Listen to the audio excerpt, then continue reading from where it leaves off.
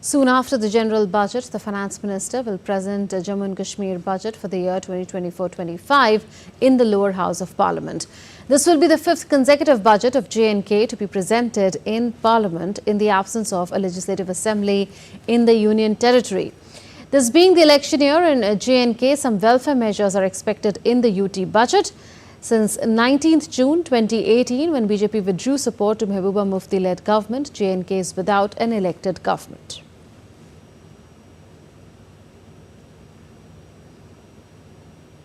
And various sectors of the Indian economy have a lot of expectations from the general budget. Preeti Kaur is joining us from New Delhi on the Indian Railways expectations. Preeti, given the trend line over the years, particularly since railway allocations became part of the general budget, what is the Indian Railways eyeing from the budget this time around?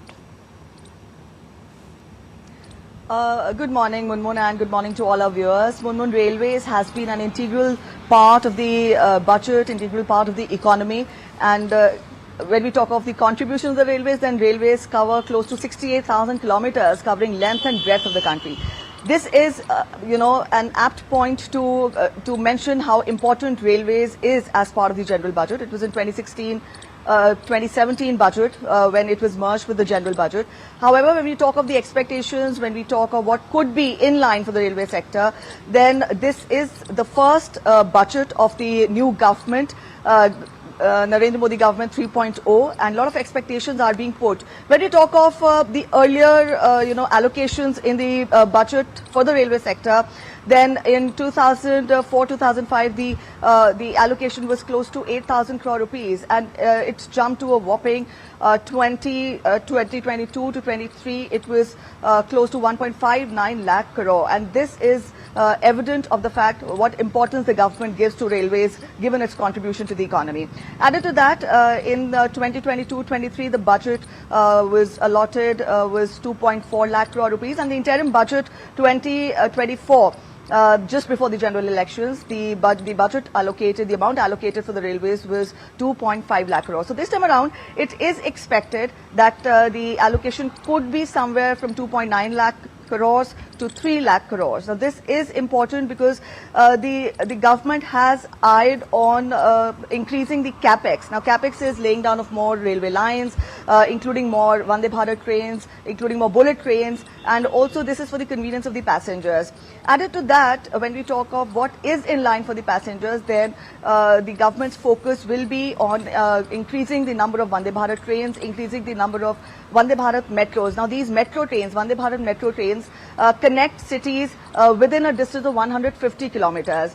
There is also talk and expectation of how the government intends to bring in smaller towns and cities with population close to 75,000, between 50,000 to 75,000 under the network of the railways. So these are important, ambitious targets, ambitious plans of the government to rise up to the expectations of the people when it comes to commuting for those who cannot afford air travel. Yes, Preeti. Added to that, Munmun, close to 25, yes. Right, you mentioned capex and also the overall budgetary allocations going up of the railways. Well, the economic survey, if you look at that, says that the railway capex has increased 77% in the last 5 years. Would it be then reasonable to expect more allocation on these lines this time around as well, with a focus on safety and modernization?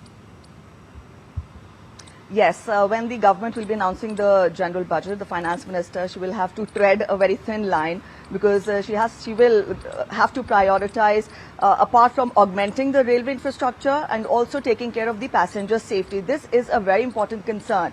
When we talk of passenger safety, then Munmun, from July 2021 to June 2023, 131 train accidents took place, and out of these 93 were derailments, the latest being on July 18th, the Gonda train accident, and last year also we saw the Balasore train accident that claimed a number of lives. So safety is a very important aspect for the railways to take care of when we talk of the convenience of the passengers. Added to that, there could be talk, or there are expectations of increasing the Kavach allocation in the railways, because Kavach is the anti-collision technology which is there in some railway lines, but it is expected to be enhanced further. Close to 4,400 crores has been allotted, which is lesser as compared to the allotment given for capex by the government. So this is, I'll beg your pardon, it is around 1,500 crores that has been given to Kavach, which is comparatively less as compared to the capex that has been given by the allotted by the government in the railways.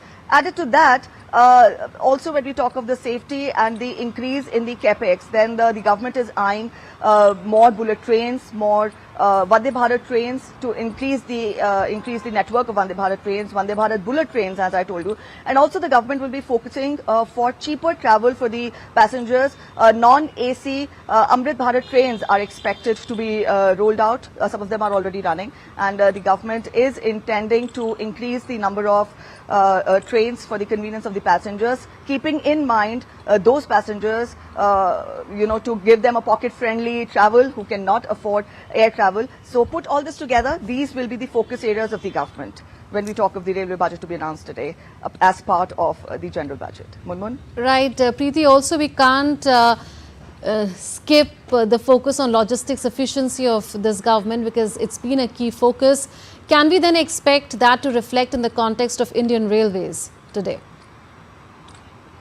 Yes, it is not just passengers, but logistics also contribute towards the income of the railways, and railways has of late in the last few years tried to increase the allocation to the freight and logistics. Having said that, there could be expectation of starting commodity-specific corridors. There is focus on direct freight corridors as well, that is the DFCs. But this time around, commodity specific corridors, I mean, say metal corridor, where the trains will ply only with the goods connected to metals, or energy-specific corridors. And also, this brings me to the point that this time around, the government's focus will also be on environment sustainability. So a shift from diesel as a fuel to the trains will now is being eyed by the government, as it looks for more options, electricity-driven trains, and options and solutions which will bring in more environment sustainability for the trains. And we're talking of the